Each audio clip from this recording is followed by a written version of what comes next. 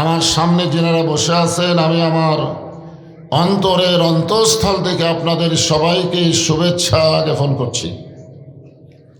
সম্মানিত মা বোনেরা, পর্দার অন্তঃস্থলে বসে বসে যারা আলোচনা শুনতেছেন, আমি তাদেরকে শ্রদ্ধা জ্ঞাপন করি। এই মুহূর্তে জানতে চাচ্ছি আপনারা সকলে কেমন আছেন? আলহামদুলিল্লাহ রব্বিল আলামিন। যে আল্লাহ শারীরিক সুস্থতা, মানসিক প্রশান্তি দান করে আজকের এই কোরআন কারিমের মাহফিল কবুল করেছেন, আমরা সে আল্লাহর উপরে খুশি না বেজার? তাহলে জবান খুলে সমস্বরে সকলে বলবো, রব্বানা লাকাল হামদ হামদান কাসীরান তাইয়িবান মুবারাকান ফীহি। আমরা আল্লাহর প্রশংসা করলাম, এই কারণেই করলাম যে আল্লাহ আমাদেরকে রুহের জগতে অত্যন্ত ভালোবেসে দুনিয়ার জগতে আমাদেরকে মুসলমানের ঘরে কবুল করেছেন। কথাটা গুরুত্ব দিলেন না। আল্লাহ যদি না চাইতো আমরা কি মুসলমানের ঘরে জন্ম নিবার পারতাম? আল্লাহ চাইছেন বলেই আল্লাহর পছন্দনীয় অমাইয়াবতাগি গয়রাল ইসলামী দীনান ফালাই ইউকবালা মিনহু, ইসলাম ছাড়া অন্য কোনো জীবন ব্যবস্থা, ধর্ম কেউ যদি গ্রহণ করে, আল্লাহ বলেছেন কখনোই তা কবুল করা হবে না। আল্লাহর কাছে একমাত্র কবুলযোগ্য জীবন ব্যবস্থা, ধর্মের নাম কি? সবাই বলতে হবে, নাম কি? ইন্না দীনা ইনদাল্লাহিল ইসলাম। যে আল্লাহ দয়া করে রহম করে আমাদেরকে বিশ্ব নবীর উম্মত হিসাবে কবুল করেছেন। একজন দুইজন সুবহানাল্লাহ কয়, বাদ বাকি কয় না। আমাদের নবীর আগে এই দুনিয়াতে আর একজন নবী এসেছিলেন, সেই নবীর নাম জানেন? এখনো পর্যন্ত এই নবী কিন্তু মৃত্যুবরণ করে নাই। আমাদের নবীর আগে দুনিয়াতে এসেছিলেন 500 বছর আগে। কত বছর আগে? 500 বছর আগে এসেছিলেন, কিন্তু এখন পর্যন্ত তিনি মৃত্যুবরণ করেন নাই। তিনাকে আল্লাহ তাআলা চতুর্থ আসমানে, কত আসমানে? চতুর্থ আসমানে জীবিত রেখেছেন। আল্লাহ যখন ওনাকে দুনিয়া থেকে চতুর্থ আসমানে নিয়ে যাচ্ছেন, এমন সময় ঈসা আলাইহিস সালাম বললেন, আল্লাহ, দুনিয়াতে মানুষ মরার জন্যে যায়, কিন্তু আমার কি মৃত্যু হবে না? এ কথার দ্বারা আপনারা কি বুঝলেন? দুনিয়াতে আমরা কিসের জন্য এসেছি? থাকার জন্যে না মরার জন্যে? তো মরার জন্যে এসে এত মশান মারতেছে কেন? হাইরে, এক এক ধরনের মশান। ভাই, আমাকে চিনিস? আমার দল খালি ক্ষমতাত গেলেই তো সাইজ করবো। আমাদের বগুড়ার কাহালো এলাকায় শুরু হয়ে গেছে, না জানি 12 তারিখ কি হয়। এখন থেকে এক একজনের মশান কি চিনিস? তাহলে আমার দল ক্ষমতাত গেলেই তো সাইজ কর্ম। আপনারা বলেন তো, যেই ব্যক্তি বলবে আমার দল ক্ষমতায় গেলে তোকে সাইজ করব, ওই কি মুসলমান না মুশরিক? কারণ কোন দল কোনো সময় ক্ষমতায় যায় না, সব সময় যিনি ক্ষমতায় থাকে তিনি হলেন আমাদের আল্লাহ। যিনি বলেন তিনি কে? ঈসা আলাইহিস সালাম বললেন, আল্লাহ, দুনিয়াতে মানুষ মরার জন্য যায়, কিন্তু আমার তো মৃত্যু হলো না। আল্লাহ বললেন, তোমারও মৃত্যু হবে। ঈসা আলাইহিস সালাম বললেন, আল্লাহ, আমার মৃত্যু কি চতুর্থ আসমানে হবে? আল্লাহ বললেন, না, তোমার মৃত্যু দুনিয়াতেই হবে। ঈসা আলাইহিস সালাম বললেন, আল্লাহ, আবার কবে করে আপনি আমাকে দুনিয়াতে প্রেরণ করবেন? কবে নবী করে আবার দুনিয়াতে প্রেরণ করবেন? আল্লাহ বলতেছেন, নবী করে আর প্রেরণ করা হবে না, তোমাকে বিশ্ব নবীর উম্মত করে দুনিয়াতে প্রেরণ করা হবে। আপনারা খালি সুবহানাল্লাহ বলেন। আর ঈসা আলাইহিস সালাম এই খবর শোনার সাথে সাথে এক নিয়তে 4 রাকাত শুকরিয়া তার নামাজ আদায় করেছে। তো আল্লাহ বললেন, ঈসা, বিশ্বনবীর উম্মত করে তোমাকে দুনিয়াতে প্রেরণ করা হবে, তুমি শুকরিয়া তার নামাজ পড়লে কেন? ঈসা বলতেছে, আল্লাহ, আপনি তো সবই জানেন, জানার পরেও যখন শুনতে চান তাহলে শোনেন। আমাকে নবী করে দুনিয়াতে প্রেরণ করেছিলেন, আমি তত খুশি হতে পারিনি যত খুশি হয়েছি বিশ্ব নবীর উম্মত করে দুনিয়াতে প্রেরণ করবেন। এইটা শুনেই আমি 4 রাকাত শুকরিয়া তার নামাজ আদায় করেছি। একজন নবী আমাদের নবীর উম্মত হওয়ার কথা শুনে যদি এত খুশি হয়, আর আমরা সেই নবীর উম্মত। এখন ইউনূসের সময় দেখতেছেন এক দল নেতা খালি মিলিটারি দিয়ে পুলিশ দিয়ে পহরা দিচ্ছে, আর এক দলের নেতারা একলা একলা ঘুরতেছে। এখন কথা ঠিক কিনা? এইগুলা কোনো বিচার, এগুলোর নাম হলো অবিচার। এখন কি অবিচার? বিচার আসল জায়গায় হবে, যেই বিচারকে বলা হয় শেষ বিচার। ধরে বলেন কি বিচার? আল্লাহ যখন হাকিম হইয়া আমাদেরকে আসামি বানায় বিচার শুরু করবেন, ওই সময় আমাদের নবী উকিল হয়ে ব্যারিস্টার হয়ে আল্লাহর কাছে আমাদের পক্ষে ওকালতি করে আমাদেরকে সুপারিশ করে জান্নাতে পৌঁছায়া দিবে। এমন একজন নবীর উম্মত হওয়াতে আপনারা খুশি না বেজার? খালি খুশি মুখে মুখে হলে হবে না তো।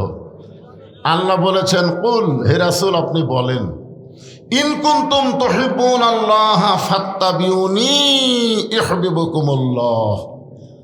হে রাসূল আপনি বলেন, কেউ যদি আমি আল্লাহর গোলামি করতে চায়, আমাকে ভালোবাসতে চায়, আমার ভালোবাসা পাওয়ার চায়, তাহলে তাকে একটা মাত্র কাজ করা লাগবে। কয়টা? সেই কাজটা হলো ফাত্তাবিউনি, আপনাকে ইত্তেবা করা লাগবে, আপনাকে অনুসরণ করা লাগবে। আপনাকে যারা ইত্তেবা অনুসরণ করবে, ইউহিব্বুকুমুল্লাহ, আমি আল্লাহ তাদেরকে মহব্বত করে ইয়াগফির লাকুম যুনুবাকুম, জীবনের সমস্ত গুনাহ মাফ করে দিব। এখন বলেন তো সেই নবীর ইত্তেবা কিভাবে করবেন? সে নবীকে অনুসরণ করবার গেলে নিয়ম আছে না নাই? দরকার আছে না নাই? হ্যাঁ, আল্লাহ নবীর 63 বছরের জীবনের 23 বছর আমাদের খুবই খেয়াল করা লাগবে। কয় বছর? 23 বছরে মক্কা হলো 13, মদিনা হলো 10। মক্কার কত? 13 আর মদিনার হলো 10। এখন মক্কার 13 নিয়ে যদি বক্তারা ওয়াজ করে, মানুষ খুব একটা রাগ করে না। কিন্তু ওই মদিনার 10 বছর নিয়ে যদি কথা বলবার চায়, তখন অনেকে হুজুর আবার কি শুরু করলো। এখন আপনারা বলেন, নবীর 13 মানবেন, 10 মানবেন না, এটা কি নবী ইত্তেবা হলো? কথা বলেন, হলো? আল্লাহ কোরআনে বলেন, কুনতুম খায়রা উম্মাতিন উখরিজাত লিন-নাস তা'মুরুনা বিল মা'রুফি ওয়া তানহাউনা আনিল মুনকার। আমাদেরকে আল্লাহ তাআলা শ্রেষ্ঠ উম্মত করে বের করেছে। জোরে বলেন সুবহানাল্লাহ। আমাদের নবী কি? 2-1 কয় রে বারে। শ্রেষ্ঠ নবীর উম্মত কি ছোট উম্মত হবে না শ্রেষ্ঠ উম্মত? খায়রা উম্মত, সবচাইতে ভালো শ্রেষ্ঠ উম্মত করে বের করা হয়েছে। আমাদের 2টা কাম করা লাগবে উম্মত যদি শ্রেষ্ঠ হবার চাই। 1 নম্বর কাজ হলো সৎ কাজে আদেশ করা লাগবে, অসৎ কাজে বাধা দেওয়া লাগবে। এই কোরআন থেকে হেদায়েত নিতে গেলে কি হওয়া লাগবে? মুত্তাকি হতে হবে। জোরে কান কি হতে হবে? মুত্তাকি বান্দা বান্দি যারা আল্লাহর কোরআন থেকে হেদায়েত পাবে তারা। এখন বলেন তো, মুত্তাকির 1 নম্বর বৈশিষ্ট্য কি? মুত্তাকির 1 নম্বর বৈশিষ্ট্য হলো আল্লাযীনা ইউমিনুনা বিল গায়ব। 1 নম্বর বৈশিষ্ট্য হলো অদৃশ্যের প্রতি বিশ্বাস স্থাপন করা। আমাদের বাংলাদেশে অনেক নামাজি আছে কিন্তু মুত্তাকি না।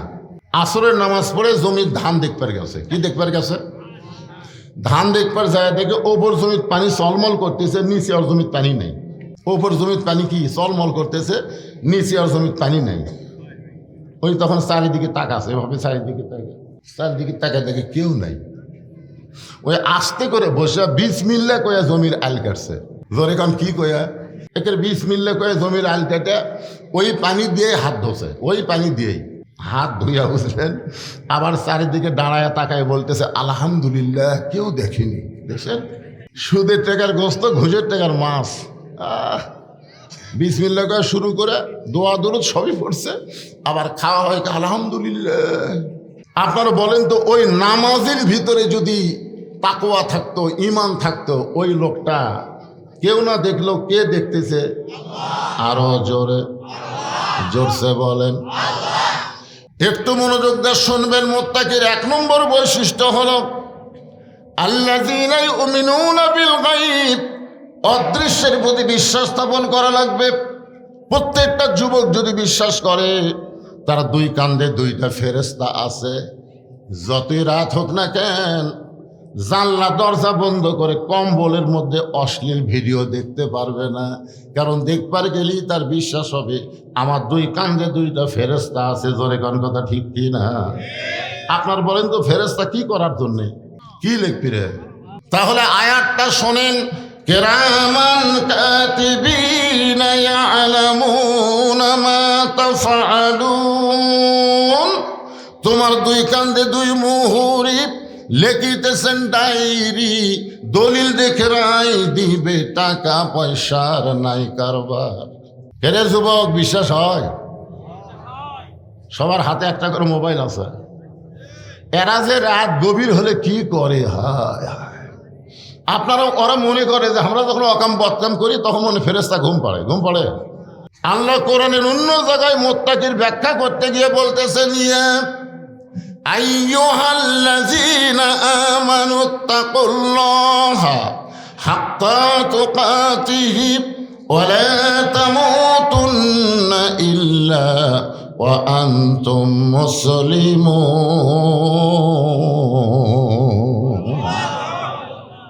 রে ইমানদারেরা, এখানে যত মানুষ আমরা আছি সবাই আল্লাহকে বিশ্বাস করি কি করি না? সবাই জবান খুলে বলেন, করি কি করি না? এক নম্বর গুণ হচ্ছে আত্তাকুল্লাহ, ভয় করতে হবে কার? আরো জোরে বলেন। বর্তমান আমাদের বাংলাদেশে আমরা ভয় করতেছি কার? আপনি নওগাঁ কেন্দ্রীয় মসজিদে জোহরের নামাজ পড়বেন, জোহরের নামাজ নিয়ত করছেন সামনে কাতারে পড়ব, কিন্তু মসজিদের দরজা দিয়ে দেখেন আপনার পায়ের জুতের দাম 3000 টাকা। আপনি এখন বলেন তো আল্লাহর ভয়ে জুতে দরজা থুয়ে আপনি কি মসজিদের মধ্যে ঢুকতে পারবেন? আত্তাকুল্লাহ, ভয় করতে হবে কার? তাহলে আপনি জুতে কি করবেন? তা নিয়ে কথা কন কেন? যেটা সত্যি সেটা কন। জুতে কি করবেন? জুতা হাতত নেবেন। আপনি বলেন তো কার ভয়ে জুতা হাতত দিলেন? তাহলে মুত্তাকির এক নম্বর গুণ হচ্ছে ভয় করতে হবে আল্লাহর, কিন্তু আমরা চোরের ভয়ে জুতা নিলাম হাতত। নওগাঁ শহরে একজন জায়গা কিনছে 10 বছর হলে। কয় বছর? 10 বছর হয়ে জায়গা কিনছে, বাসা করবার পারতেছে না। একজন জিজ্ঞাসা করছে, কে রে ভাই বাসা করিস না কেন? তবে ভাই রে করবার চাই রে, কিন্তু চাঁদাবাদের অত্যাচার, একে ভিত দেওয়া থেকে শুরু করে লিলটন তোলা পর্যন্ত প্রতি সপ্তাহে চাঁদা দেওয়া লাগবে। বাসা করবার পারতেছে না কার ভয়ে? আর আমরা যারা বক্তা ওয়াজ শেষ করে কমিটিকে আমরা বলি, কে ভাই আপনাকে এখান থেকে আমি বাড়িতে যাব, বগুড়া যাব, কোন রাস্তাতে গেলে নিরাপদ? এই দুবলহাটি হয়ে যাব, গোস্তাহাটির মধ্যে যাব, না হাঁপানিয়া হয়ে যাব? তখন বলতেছে, হুজুর দুবলহাটির রাস্তা তেল তেলা আছে কিন্তু মাঝে মধ্যে, আর হাঁপানিয়ার রাস্তা একটু দূরে হবে কিন্তু ভয় নেই। আপনি বলেন তো আমি বক্তা কোন রাস্তা দিয়ে যাব? কার ভয়ে? আল্লাহর ভয়ে।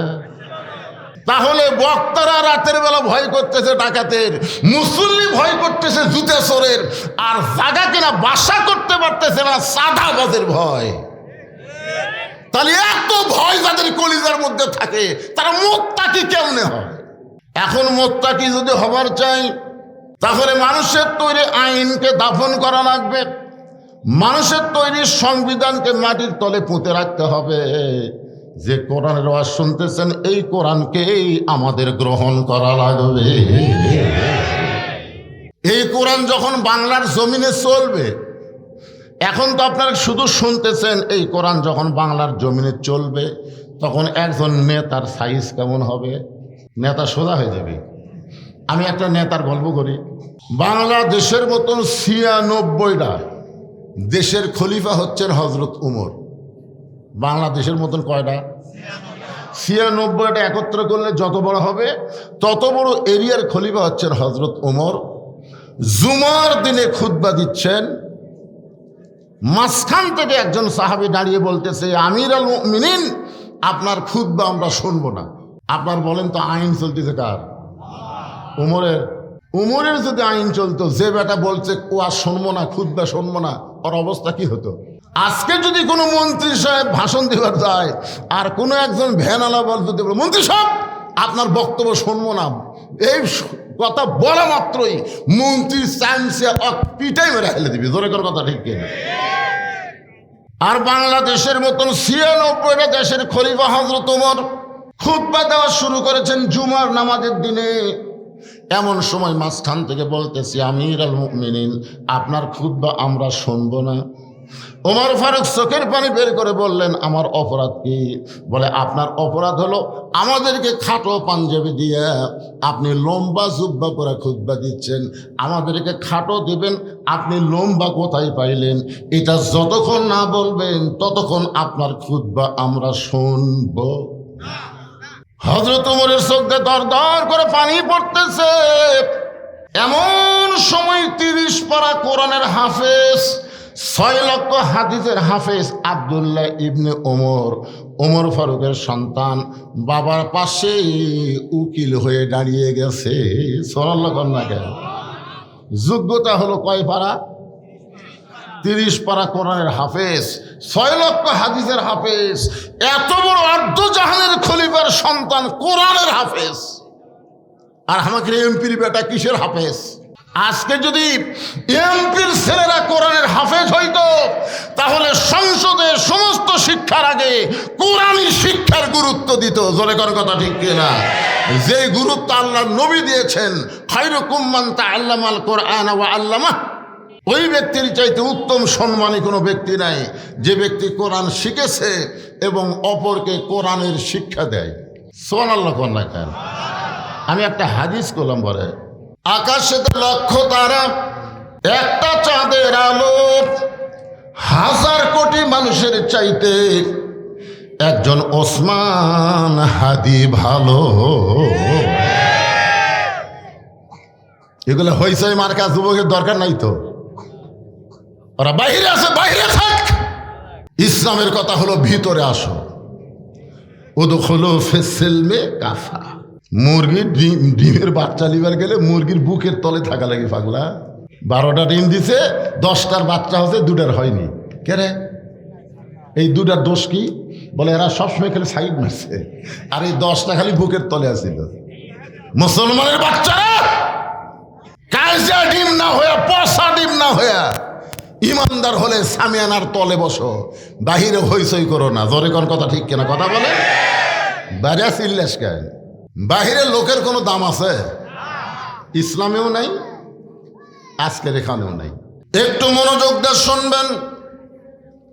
আব্দুল্লাহ ইবনে ওমর ৩০ পারা কোরআনের হাফেজ, ৬ লক্ষ হাদিসের হাফেজ ছেলেটা বলতেছে, রে নবীর সাহাবীরা, আমার বাবার লম্বা জুব্বা দেখে তোমরা বাবার খুতবা বন্ধ করে দিলে, আর তোমরা খাটো পাঞ্জাবি পরে নামাজ পড়তে আইছো।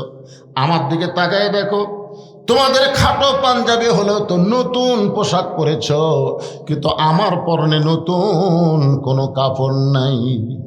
এমন সময় ওসমান গনি দাঁড়িয়ে বলতেছে, আব্দুল্লাহ, আজকে জুমার দিনে সবাই নতুন পোশাক পরেছে, তুমি পুরাতন কাপড় কেন পরলা? ওমর ফারুক যখন মদিনার খলিফা ছিলেন, ওই সময় অর্থমন্ত্রী ছিলেন ওসমান গনি। জোরে বলেন সুবহানাল্লাহ। অর্থমন্ত্রীর নাম কি?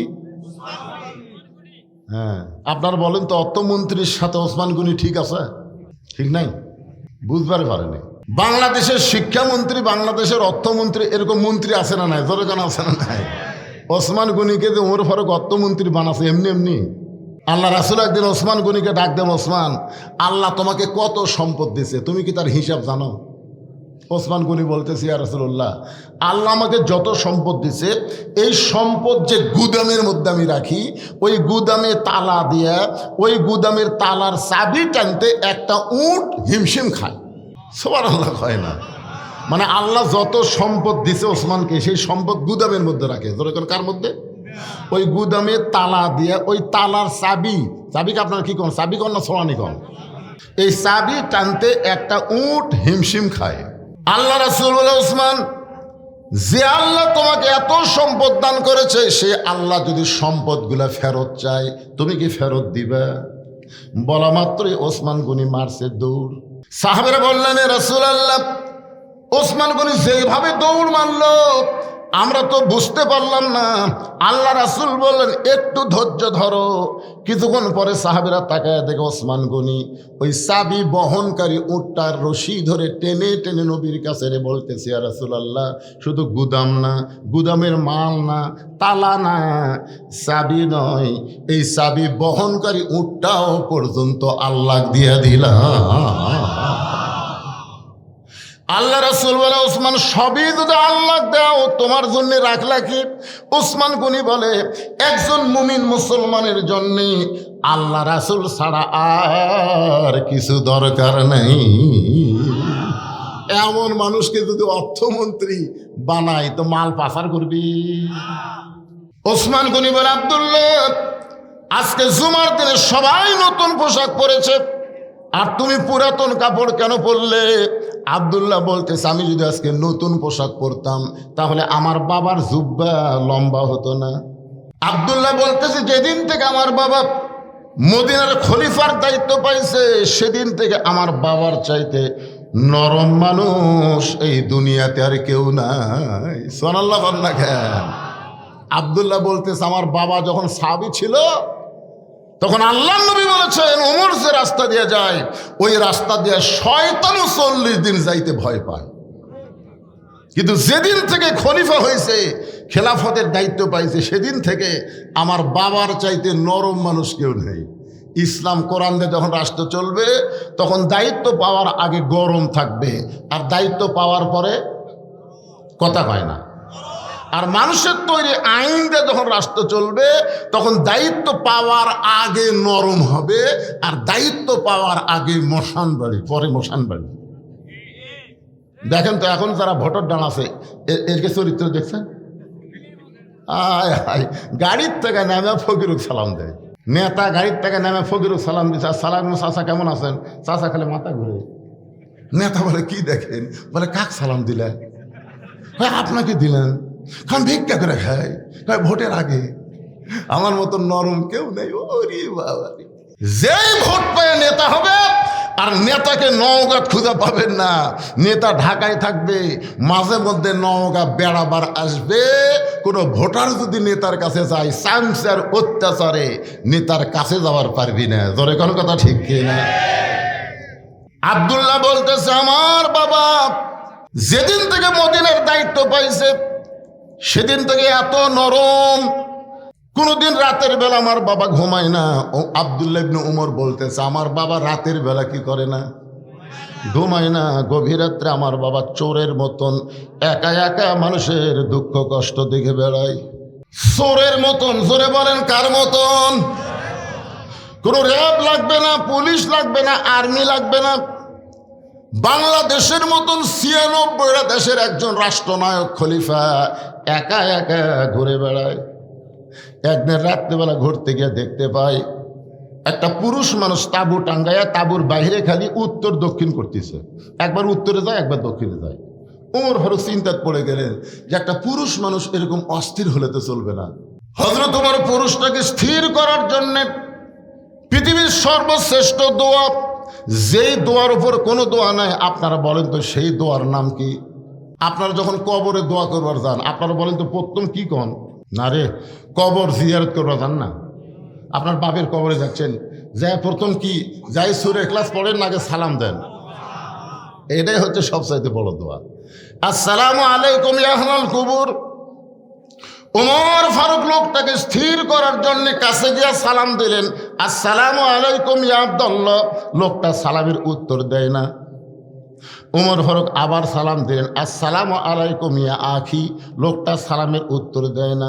ওমর ফারুক বলতেছেন, আস, কেবল আস, সালামও কবারই পারেনি। লোকটা, এই মিয়া, বারবার আমাকে সালাম দাও কেন মিয়া? ওমর ফারুক বলতে, ভাই আপনি অস্থির হয়ে উত্তর দক্ষিণ করতেছেন, এদিকে যান এদিকে যান, এইটা দেখে আপনাকে শান্তি দেওয়ার সালাম দিলাম। লোকটা বলতেছে, এই পাগল, তুমি কি জানো হযরত ওমর যেদিন থেকে আল্লাহর কোরআন দিয়ে রাষ্ট্র চালায় সেদিন থেকে দিনও যারা তো। এই লোকটা এই কথা কাক বলতেছে? কি বলতেছে এই পাগল, এই পাগল। যেদিন থেকে হযরত ওমর আল্লাহর কোরআন দিয়ে রাষ্ট্র চালায়, সেদিন থেকে দিনও যা রাতও তাই।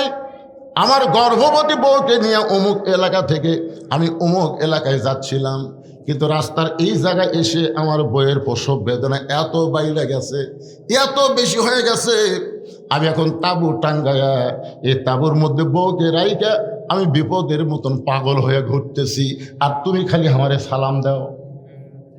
তুমি জানো আমার বউটা কত কষ্টে আছে, আমি পুরুষ মানুষ কিছুই করতে পারতেছি না, এই কারণে আমি অস্থির হয়ে ঘোরাফেরা করতেছি, আর তুমি না বুঝে পাগলের মতো আমাকে সালাম দাও।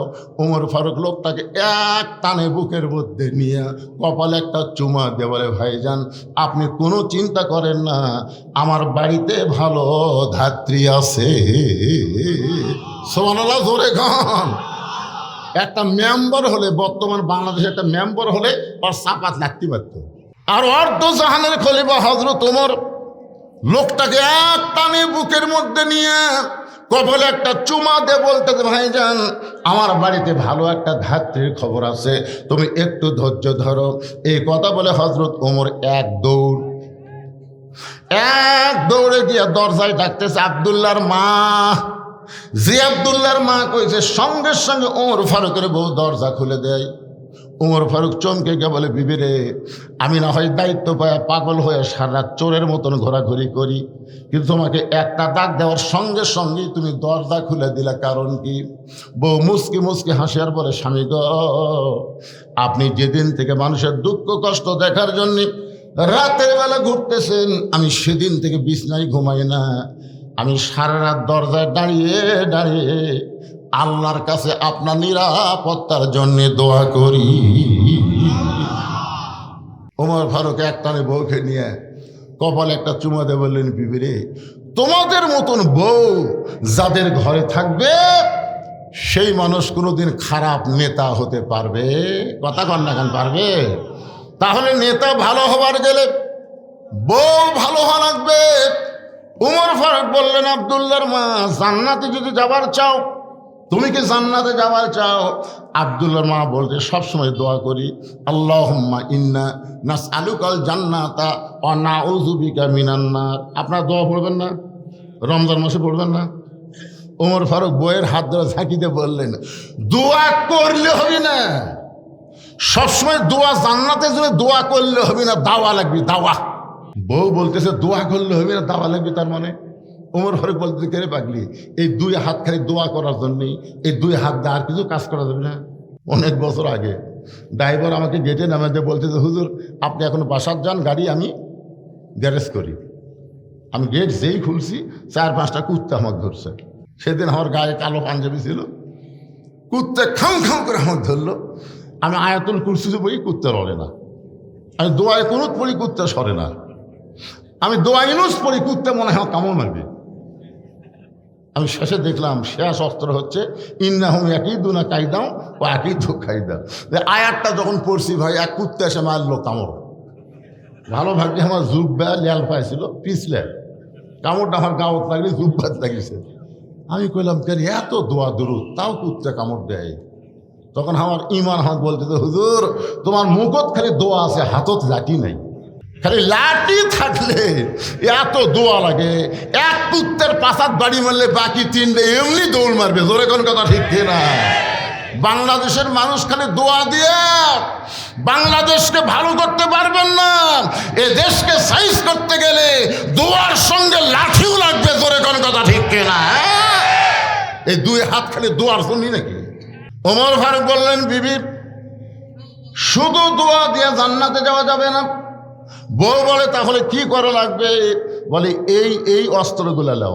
এই মানে কি, একটা প্রসব, একটা গর্ভবতী নারী প্রসব ব্যথায় ভুগতেছে, তার বাচ্চা ধরতে গেলে যা যা লাগবে এইগুলো অস্ত্র নিয়ে বের হও। এবার হযরত ওমর ফারুকের বিবি সবগুলো জিনিস নিয়ে বের হয়েছে। ওমর ফারুক যে তাঁবুর অপর পৃষ্ঠা দিয়ে ঢুকিয়ে দিস। অপর পৃষ্ঠা দিয়ে ঢুকিয়ে দেওয়ার পরে কিছুক্ষণ পরে ওমর ফারুকের বউ বলতেছে, ইয়া আমিরুল মুমিনিন, আপনার বন্ধুকে খবর দেন, তার বিবি বাচ্চা দুইটাই সুস্থ আছে। আপনার তো সুবহানাল্লাহ করলেন, কিন্তু ওমর ফারুক তাকে লোকটা নাই। লোকটা কুটিরে তাকে দেখে পায়ের কাছে গড়াগড়ি করছে। ওমর ফারুক বললেন, কে ভাই এদিকে? তাবুর মধ্যে থেকে কি করলো? আমির আল মুমিনিন, মানে আপনি হযরত ওমর? তাহলে আপনি আমাকে সালাম দিয়েছেন, আমি সালামের উত্তর না নিয়ে যে খারাপ ব্যবহার করছি। আপনি রাস্তাতে গেলে শয়তান নাকি 40 দিন যায় না, তাহলে কি হলো? ওমর ফারুক বললেন, ওরা দায়িত্ব পাওয়ার আগে, যেদিন থেকে দায়িত্ব পাইছি সেদিন থেকে আমার চাইতে নরম মানুষ আর কেউ নাই। আব্দুল্লাহ বলতে, সাহাবীরা শোনো, দুনিয়ার সমস্ত মানুষ যখন ঘুমায় গেছে, আমার বাবা তখন ঘুমায় না, চুপি চুপি আমার দরজায় গিয়ে ডাকতেছে, আব্দুল্লাহ আব্দুল্লাহ বলে। আমি দরজা করে তাকাই, দেখি বাবার হাতে একটা পাঞ্জাবি। আমি কইলাম, বাবা, একটা পাঞ্জাবি বাইতুল মাল থেকে আমার দেওয়া হয়েছে, এই গভীর রাত্রে আর একটা দিবার আইছেন। ওমর ফারুক বলে, বেটারে, আমি তোকে আর একটা দিবার আসিনি বাজান, এই পাঞ্জাবিটা আমার ভাগে পড়েছে।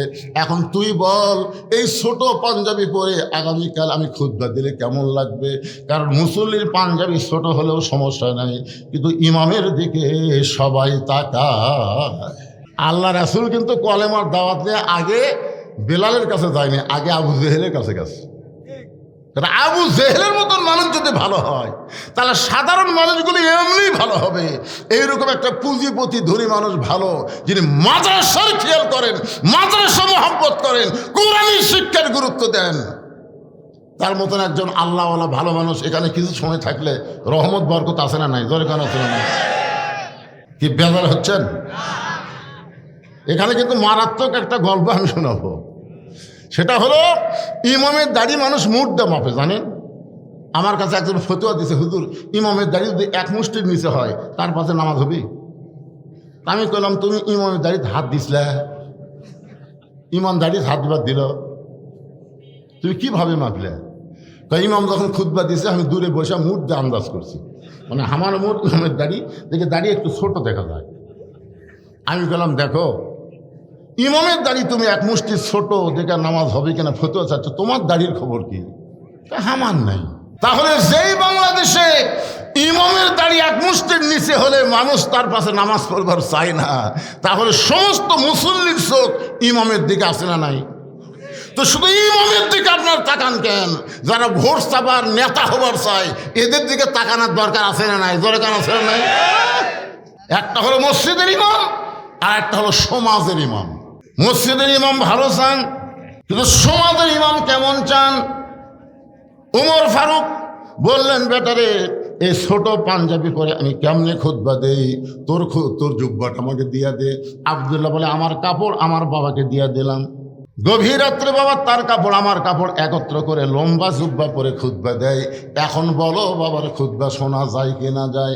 সমস্ত সাহাবীরা চিল্লায় বলে, আল্লাহর কোরআন দিয়ে যখন রাষ্ট্র চলবে, এমন ভালো মানুষকে নেতা হিসাবে দেখা যাবে। আমরা সেই কোরআন থেকে ছোট্ট একটা সূরাটার নাম হলো সূরা আসর। জোরে বলে, নাম কি? আসর শব্দের অর্থ হলো সময়। সময়ের খুবই গুরুত্ব। যেরকম প্রধান অতিথি সাহেব সময়ের দিকে খেয়াল করে চিন্তা করতেছে, বাসায় যাই, কিন্তু আপনাদের মধ্যে এমন একজন মানুষ দাঁড়ায় বলেন তো, হুজুর, আমি এখান থেকে বাড়ি যাবার পার বই। একটা লোক রাম বুক থাবা দেখান, হুজুর, আমার বাড়ি সবচাইতে নিকটে, আমি বাড়ি যাওয়ার পার বই। এই সামান্য কথাও বলার সাহস যদি আমাদের না থাকে, তাহলে আমরা সময়ের গুরুত্ব কেন দিচ্ছি না? ওইদিকে কতগুলো ফ্যাস ফ্যাস করতেছে, ফ্যাস ফ্যাস। কোরআনের মাহফিলের আশেপাশে তুমি কথা বলো, তোমার কথা যদি বক্তার কানে আসে, মরার 7 দিন আগে আল্লাহ তোমার জবান বন্ধ করে দিবে, তোমার জবানে কলেমার উচ্চারণ হবে না। জোরে করার কথা ঠিক কিনা? ইয়ার কি মারতিছে? এটা হাট বাজার না, এটা বেহেশতের বাগান। আল্লাহ সময়ের শপথ করলেন, মিশে মায়ায় বন্দি থাইকা করলাম কত খেলা, পশ্চিমে তাকায়া দেখো তোমার ডুইবা গেছে বেলা, এক পলকের নাই ভরসা। এক পলক বোঝেন? তাহলে এই দিকে তাকে, আমার এই ভাইয়ের দিকে, এই পর্যন্ত বাঁচার গ্যারান্টি আমাদের। এক পলকের নাই ভরসা, মিশে সকল আশা, কখন বুঝি দারুণ ঝড়ে ভাঙবে তোমার বাসা। আল্লাহ সময়ের শপথ করলেন, ওয়াল আসর মানে সময়ের শপথ। সময় অত্যন্ত গুরুত্বপূর্ণ। আজকে যারা মাগরিবের নামাজ পড়েন নাই, এশার নামাজ পড়েন নাই, যারা নামাজ না পড়ে ওয়াজ শুনতেছেন, এ যুবকেরা, তোমরা বুঝবারই পারতেছ না, প্রতি মুহূর্তে মুহূর্তে তোমাদের হায়াত থেকে সময় ফুরে যাচ্ছে। কি মনে করতেছে? যেই মাগরিব আজকে বাদ দিলে, যে এশা বাদ দিলে, মরার আগ পর্যন্ত চেষ্টা করো, ওই সময় আর ফেরত পাবে না। আমি একদিন আয়নার সামনে দাঁড়ায় 5 মিনিট আমি কান্দিছি। কান দেখালে আল্লাহ করম, আল্লাহ তুমি যদি আমার ওই 30 বছর যে যৌবনকাল আসিল, খালি ওই 30 বছরের যৌবনকাল ফেরত দাও, যা আমার দিছ সব নিয়ে নাও।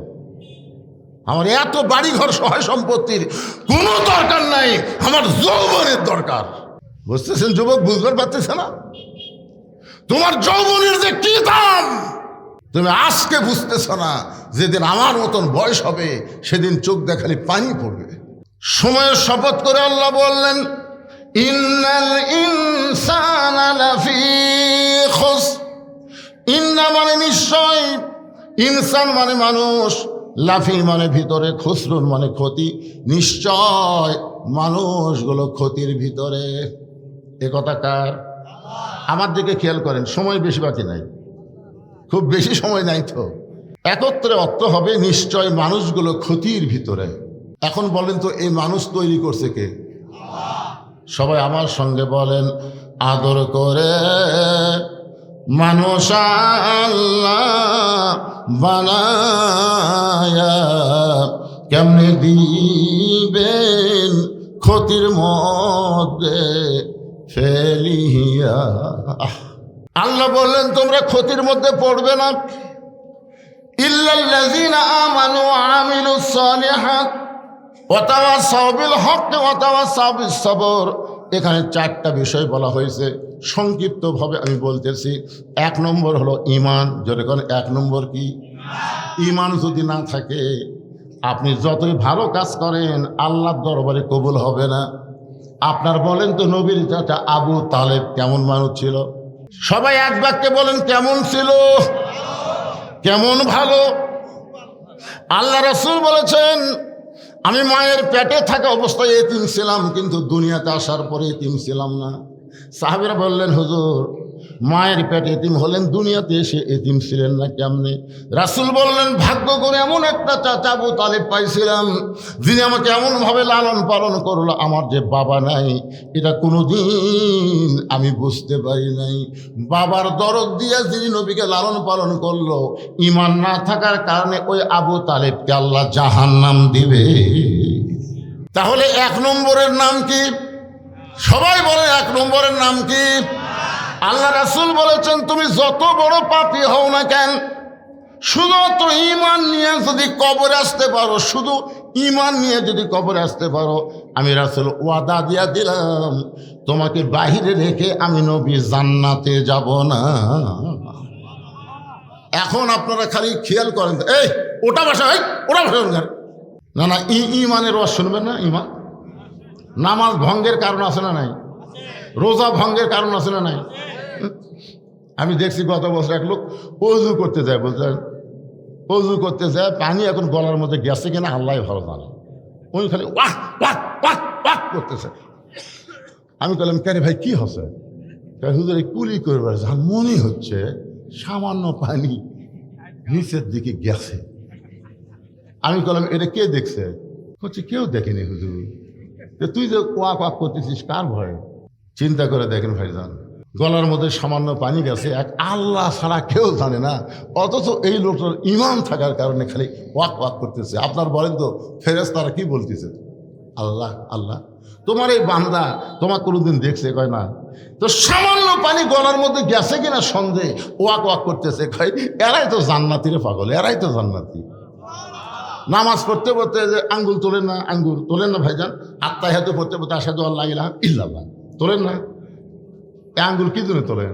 ফেরেশতারা বলতেছে, আল্লাহ এই যে আর আঙ্গুল তুলে আশহাদু আল্লা ইলাহা ইল্লাল্লাহ বলতেছে, এরা কি আপনাকে কোনোদিন দেখছে? কয় না, দেখিনি। তো না দেখে আপনাকে সাক্ষী কেমনে দেয়?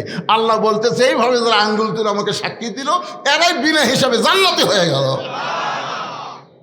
খালি সুবহানাল্লাহ বললে হবে না, নামাজ ধরা লাগবে, নামাজ ধরা লাগবে।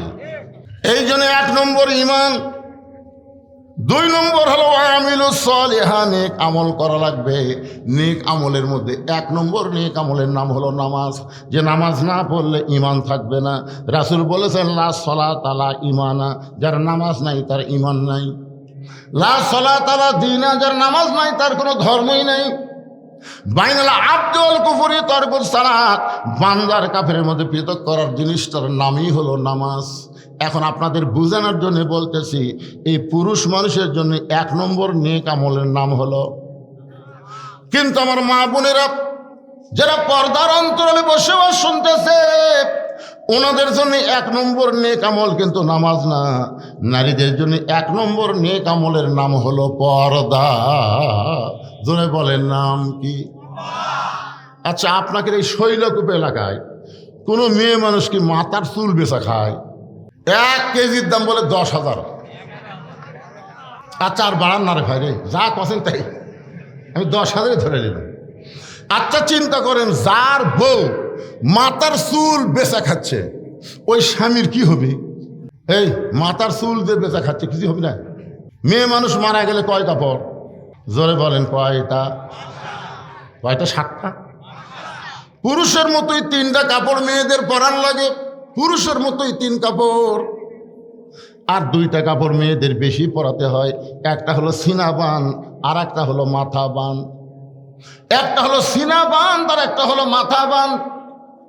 এখন বলেন, যে মেয়ে মানুষ জীবিত অবস্থায় মাথার চুলই বেচা খায়, ওই মেয়ে মানুষ মরার পরে মাথা বান্ধে কোনো লাভ হবে না।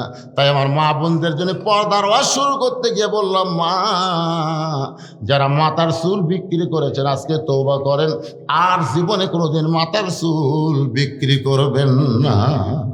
হযরত আলী এশার নামাজ পড়ে ঘরের মধ্যে ঢুইকা দেখে ফাতেমা চৌকির উপরে বসে 2 চোখ দিয়ে দর দর করে পানি পড়তেছে, এমনকি গাল বয়ে বয়ে পানি থুতুনির তল দিয়ে চলে আসতেছে। হযরত আলী দৌড়ে গিয়া থুতুনির তলে হাতটা এইভাবে দিলেন, ফাতেমার থুতুনির তলে হাতটা এইভাবে দিলেন। ফাতেমার চোখের পানি এসে আলীর হাতের মধ্যে যখন জড়ো হয়ে গেল, হযরত আলী ওই পানিটা নিজের চেহারার মধ্যে মালিশ করে বলেন, ফাতেমা রে, দুনিয়ার বহু ধনী যুবক নবীর কাছে তোমাকে বিয়ের প্রস্তাব করেছিল। দুনিয়ার বহু ধনী যুবক তোমাকে বিয়ে করার জন্য আল্লাহর নবীর কাছে প্রস্তাব দিয়েছিল, কিন্তু আল্লাহর নবী কোনো ধনী যুবকের সঙ্গে তোমার বিয়ে দেয় নাই। আল্লাহর ঘটকালিতে আমার মতন গরিবের সঙ্গে তোমার বিয়ে হয়েছে। আমি জীবনে তোমাকে শান্তি দিবার পারি নাই। তুমি একা একা এমন করে কেন কাঁদতেছ? এই কথা শোনার সঙ্গে সঙ্গে ফাতেমা দাঁড়িয়ে হযরত আলীকে বুকের মধ্যে নিয়ে কাঁধের উপরে মাথা দিয়ে বলে, স্বামী গো, এই কথা বলে আপনি আমাকে লজ্জা দিবেন না। আপনারা আমারে কষ্ট দিয়েছেন, আর সেই কষ্টের কারণে এমন করে আমি কাঁদতেছি। আলী বলতেছে, তাহলে কি জন্যে কান্দো? ফাতেমা বলে, স্বামী গো, আমার কান্দার কারণ হলো আল্লাহ তাআলা আমার দোয়া কবুল করেছে। আলী বলতেছেন, ফাতেমা, দোয়া কবুল করলে কেউ কি কোনোদিন কান্দে নাকি? ফাতেমা বলে, স্বামী গো, আল্লাহ কি দোয়া কবুল করেছে আপনি কি শুনবেন না? আলী বলে, ফাতেমা, আল্লাহ তোমার কি দোয়া কবুল করেছে? ফাতেমা বলতেছে, আল্লাহ তাআলা আমাকে পর্দার মধ্যে মৃত্যু দিবে। আলী বলতেছেন, ফাতেমা, যে মেয়েটা সবসময় পর্দার মধ্যে থাকে সেই মেয়েটা তো পর্দার মধ্যেই মরবে। এই দোয়া কবুল করার পেছনে কান্দো কেন? ফাতেমা বলে, স্বামী গো, এই মৃত্যুটা কবে হবে সেইটাকে আপনি শুনবেন না? আলী বলে, পাগলি রে, বুকের মধ্যে নিয়ে চাইপা ধরে বলে, মৃত্যুর কথা কেউ কোনো দিন বলতে পারে না। ফাতেমা রে, কে কখন মরবে এটা দুনিয়ার কেউ বলতে পারে না। ফাতেমা কান্দে কান্দে বলে, স্বামী গো, কিছুক্ষণ আগে আল্লাহ তাআলা আমারে শোনাইছে আজকে রাতের বেলায় আমার মৃত্যু হবে। যেই বলছে আজকে রাতের বেলায় আমার মৃত্যু হবে, গাছের গোড়া কাটলে গাছটা যেমন পড়ে যায়, হযরত আলী তেমনি পড়ে গেলেন ঘরের মাঝায়। ফাতেমা দুই হাতে চোখের পানি মুছে, দুই হাতে চোখের পানি মুছে মুসকে হাসি দিয়া স্বামীর মাথাখানা উরাতের উপরে নিয়ে কপাল একটা চুমা দিয়ে বলেন, স্বামী গো, আমার বাবার মুখে আমি শুনেছি আপনি হলেন পৃথিবীর শ্রেষ্ঠ বীর। আমার বাবা বলেছে আপনি হলেন পৃথিবীর শ্রেষ্ঠ জ্ঞানী। আপনার বলেন তো হযরত আলীর চাইতে পৃথিবীতে কোনো জ্ঞানী আছে? আল্লাহ রাসূল বলেছেন, আনা মাদিনাতুল ইলমি ওয়া আলী বাবুহা, আমি হচ্ছে এলেমের শহর, আলী হচ্ছে তার দরওয়াজা। জোরে কান সুবহানাল্লাহ। আল্লাহ বলেছেন আসাদুল্লাহিল গালিব, হযরত আলী, আলী হচ্ছে আল্লাহর সিংহ। তাহলে গোটা পৃথিবীর মধ্যে সবচাইতে বড় বীরের নাম কি? বড় জ্ঞানীর নাম কি? ফাতেমা বলতেছে, আপনি জ্ঞানী হয়ে বীর হয়ে বউ মরার কথা শুনে এমন করে আপনি পড়ে গেলেন কেন? আপনি কি জানেন না এই দুনিয়া থাকার জায়গা না, এখানে আসলে যাইতে হবে। আমি যেই বলবো আসলে, আপনার সকলে বলবেন যাইতে হবে। এই দুনিয়াতে আসলে যারা বলতেছেন না তারা মনে হয় যাবেন না। এটা কোন জায়গায় যাওয়ার কথা বলা হচ্ছে? একজন বলতেছে মহিলার চুল উঠলে কি করবে?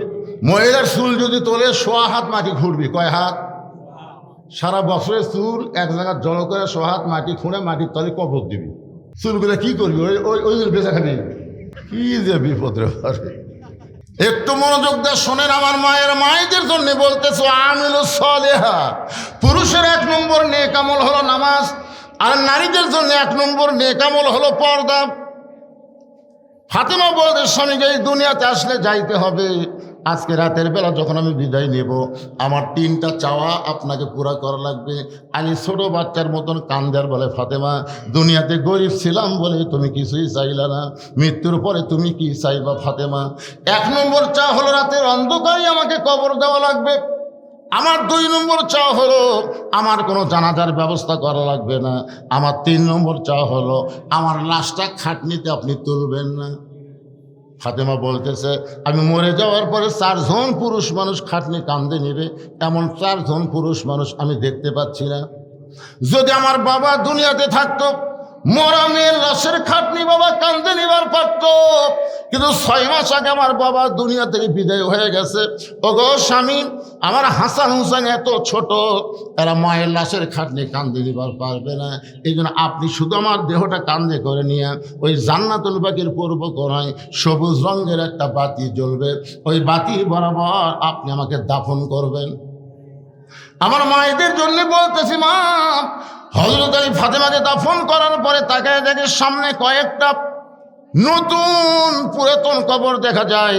এইমাত্র ফাতেমার নতুন কবর দিছে, সেই নতুন কবর আর খুঁজে পায় না।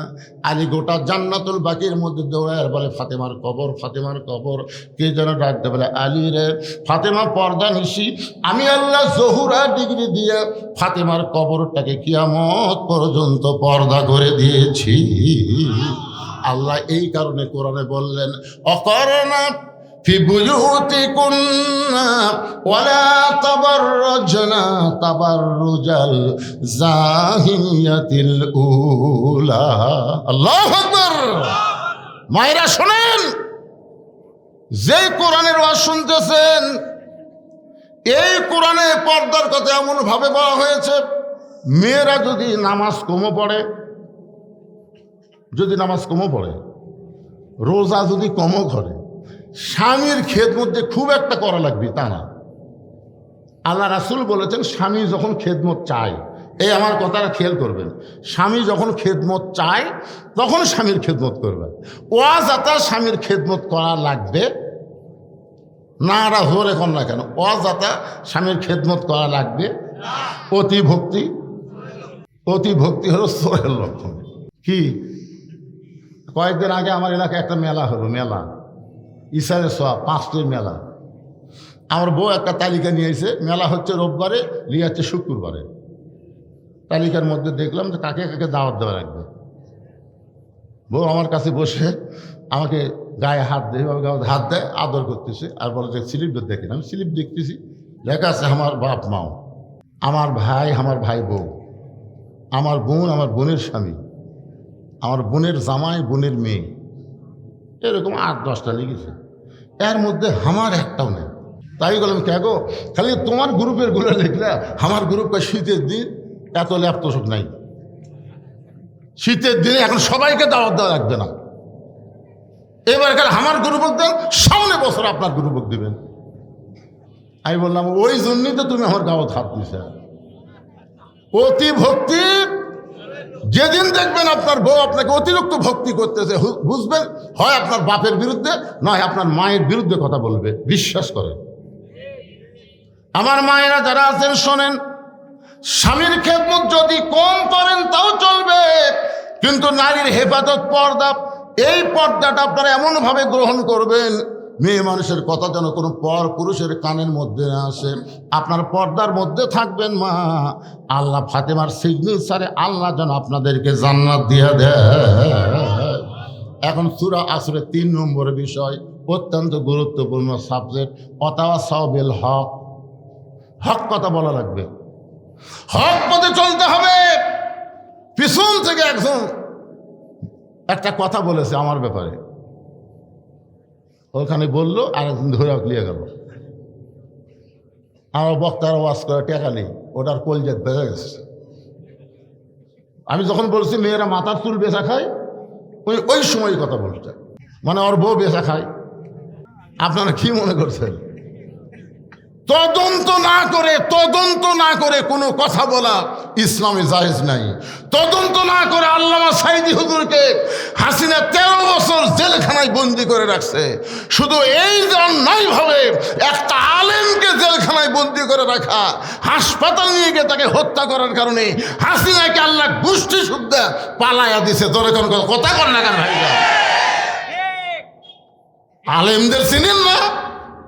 এই আপনাকে এলাকা যত মাহফিল করছি, আমি যত মাহফিল করছি, এই মাদ্রাসায় মাহফিল করছি, আমার হুজুর বলতে, হুজুর আপনার প্রথমে 200 টাকা দিয়েছি।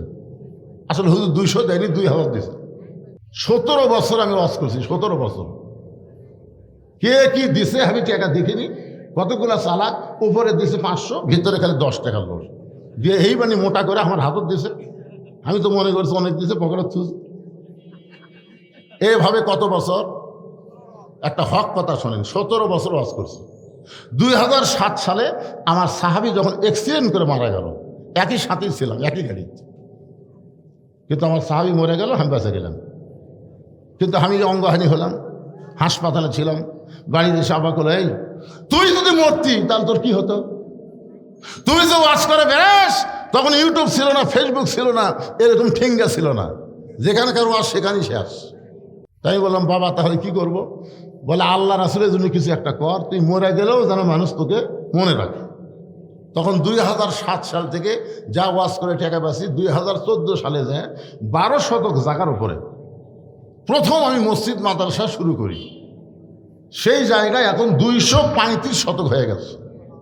যারা আমার দাওয়াত দিবার যায় তারা নিজের চোখে দেখে আসে। এই যে আপনারা যে টাকা দেন, এই টাকা আমি নিজে খাই না ভাই। মসজিদ মাদ্রাসা এতিমখানা তৈরি করি, পৃথিবীর একটা লোকও বলতে পারবে না যে আমার মাদ্রাসা মসজিদ এতিমখানা তৈরি করতে গিয়ে আমি কারো কাছ থেকে 1টা টাকা নিয়েছি। 1টা টাকা কোনো দান সদকা নেওয়া হয় না।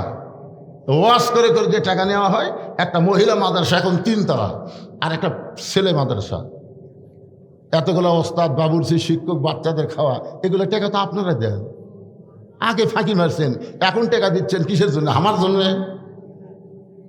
তো তদন্ত না করে আজগুবি কোনো কথা বললে আপনার অবস্থাও হাসিনার মতোই হবে, হাসিনার মতোই হবে। আমি বলে গেলাম, আল্লাহ কোরআনে বলেছেন, ইন্নামা ইয়াখশাল্লাহ মিন ইবাদিহিল উলামা, বান্দা সমূহের মধ্যে আলেম বান্দারা আল্লাহকে বেশি ভয় করে। এ কথা কোনো মানুষের না, এ কথা হলো আমার আল্লাহ। জোরে জোরে কথা ঠিক না?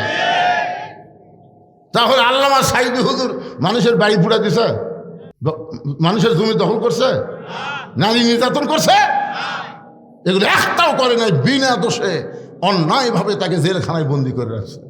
জেলখানাত বন্দি করেও যখন আমরা দোয়া করি প্রতিদিন ছাই সুন্দর হয়, ভারত কয় খবর কিরে, মরে না তো, যাবজ্জীবন কারাদণ্ড দিলে আমৃত্যু কারাদণ্ড, মরে কয় না, দিন দিন যে জব হচ্ছে। তখন জেলখানা থেকে বের করে হাসপাতাল যখন নিয়ে যায়, একটা হাসি দিছিল, আপনারা দেখছেন, সেই হাসি জান্নাতের হাসি। শুধু ওই হাসিটাকে কলিজায় ধরে রাখার জন্যে আমি সাইদি হুজুরের নামে আমার মাদ্রাসা দোতলায় একটা আল্লামা সাইদি হুজুর কনফারেন্স হল তৈরি করছি আপনাকে এই ওয়াজের টাকা দিয়ে। অথবা সবিল হক, আসলে যদি আপনি হক কথা বলেন, হক পথে চলেন, নানা রকম বিপদ আপদ মুসিবত দিয়ে আল্লাহ আপনাকে পরীক্ষা করবে। জোরে কথা কন না কেন ভাইজান? সূরা আসরের 3 নম্বর বিষয় হলো অথবা সবিল হক। এরপরে 4 নম্বর বিষয় হলো অথবা সবিস সবর, ধৈর্য ধারণের উপদেশ দিয়েছেন কে? ইন্নাল্লাহ মা'আস সাবিরিন। এই যে আপনার ধৈর্য নিয়ে বসে আছেন, এই যে ধৈর্য নিয়ে বসে থাকার কারণে আল্লাহর কোরআন নবীর বিধান থেকে আপনার কিছু কথা শুনতে পাচ্ছেন। জোরে কারণ ঠিক কিনা? আজকে আমাদের মায়েরা ধৈর্য হারা হওয়ার কারণে আমরা ছোটবেলায় গান গাইছি, কি বলবো প্রসবের কথা, মা বিনে সেই ব্যথা কেউ তো বুঝিবে না, মাজন থেকে সন্তানের দায় অকালে মা মারা যায়, কেন সে মায়ের ভক্তি করো না, এমন দরদি ভাবে কেউ হবে না আমার মা, মা গো। এখন বলেন তো মায়ের ধৈর্য আছে? আমার কাছে এসে কয় হুজুর সন্তান খালি কান্দে, পানি পড়া দেন। পানি পড়া দিলাম, কান্নারও বেড়ে গেছে। কয় হুজুর পানি পড়া দিলে হবে না, সরাসরি ফুঁ দেন তো। আয়াতুল কুরসি সূরা ফাতিহা পড়া ফুঁ দিলাম, কান্না আরও বেড়েছে। এই বাচ্চার মাও বলতেছে এখন আর ফুঁ ফাঁতে হবে না হুজুর, দোয়া ধরে দিন শেষ। 3-4-5 মাস পরে বললাম মা তোমার বাচ্চাকে আর কান্দে, আর কান্দে না। তো কান্দন বন্ধ হলো, কোন দোয়া দেয়? না হুজুর দোয়া লাগবে কে? যখনই কান্দে মোবাইল চালু করে দিই। আপনি জানেন আমার বাচ্চা মোবাইল ছাড়া ভাতই খায় না। আমি বললাম মা একটা হক কথা বলো তো, তোমার বাচ্চা কি নর্মালে হচ্ছে না সিজার করা? তখন কয় হুজুর আরে সত্যি কথা কও। তখন বলতে সিজার করা। এই জন্য আল্লাহ বলেছেন অথবা সবিস সবর, ধৈর্য ধারণ করো, নরমালে বাচ্চা নাও, তোমার বাচ্চা নষ্ট হবে না, তোমার বাচ্চা মোবাইলের পাগল হবে না, তোমার বাচ্চা আল্লাহর পাগল হবে। জোরে কারণ কথা ঠিক কি না? কোনোদিনও বাচ্চা হয় নাই, বিয়ে হয়েছে মায়ের, এবার প্রথম বাচ্চা হবে। আপনার বলেন তো প্রসবের একটা ব্যথা আছে না নাই? এই ব্যথা যখন শুরু হয়েছে মা তখন অধৈর্য হয়ে বলতেছে গলার দড়ি দিব, বিষ খাবো, মরে যাব, এই জীবন আর আমি রাখবো না। দাদি রানী মুসকি মুসকি হাসতেছে। নাতনি বলে আমি প্রসব ব্যথায় মরে যাচ্ছি, গলার দড়ি দিবার চাই, আর তোমরা হাসো কেন? দাদি রানী হাসতে হাসতে নাতনিকে ঘরের মধ্যে নিয়ে যায়, বিছনায় শোয়া দিয়ে ঠান্ডা কাপড়ের মধ্যে নরম কাপড় চুবড়ায় চুবড়ায় কপালে দিয়ে বলতেছে অতা সবিস সবর, ধৈর্য ধর, ধৈর্য ধর। বলে এত ব্যথা আমি তো সহ্য করতে পারি না। দাদি রানী বলতে পাগলি রে তুই কি জানিস মায়ের পায়ের তলে সন্তানের জান্নাত, মায়ের পায়ের তলে সন্তানের জান্নাত, মায়ের পায়ের তলে সন্তানের জান্নাত, একটু ধৈর্য ধর। এমন কথা বারবার বলতে দাঁতের উপর দাঁতে যখন ধৈর্য ধরেছে এমন সময় দাদি ধাত্রীকে বলতেছে মা টান। বাচ্চা যখন টান মেরেছে মেয়া করে বাচ্চা কান্না শুরু করলো, মা এদিকে বেহুশ হয়ে পড়ে গেছে। বাচ্চাকে গোসল করা ওই বাচ্চা এনে যখন মায়ের বুকে দেয় সঙ্গে সঙ্গে মা হুঁশ ফিরে পায়। হুঁশ ফিরে পাওয়ার পরে হাত দিয়ে বাচ্চাকে মুখের কাছে নিয়ে জিব্বা বের করে চুমু খায়। দাদি নানি তিরস্কার করে বলে একে লাত্তি দিয়ে ফেলা দে, এর জন্যে গলার দড়ি দেবার চাইলি, এই জন্যে বিষ খাবার চাইলি, এর আবার আদর করতেছিস কেন? মা তখন মুসকে মুসকে হাসে আর বলে দাদি কষ্টের পরে এমন শান্তি আমি আগে বুঝতে পারি নাই। এই বাচ্চা বুকে নেওয়ার সাথে সাথে আমার প্রসব ব্যথা সব ভুলে গিয়েছি। আজকে বাংলাদেশে আমরা মুসলমান অনেক কষ্ট পেয়েছি, হাসিনা আমাদের অনেক কষ্ট দিয়েছে, সামনে আমাদের আরো অনেক কষ্ট থাকতে পারে। মা যেমন প্রসব ব্যথা সহ্য করে বাচ্চা কোলে পাওয়ার সঙ্গে সঙ্গে সব ব্যথা ভুলে যায়। আমরা বাংলার মুসলমান শুধু কোরআন শুনবো না, যেদিন কোরআনের সমাজ পাবো, কোরআন দিয়ে বাংলাদেশ চলবে, আমরা অতীতের সব কষ্ট ভুলে যাব। কারা কারা আল্লাহর কোরআনের পক্ষে দুই হাত তুলে আমার আল্লাহকে দেখান। লিল্লাহি তাকবীর, হাত নামান।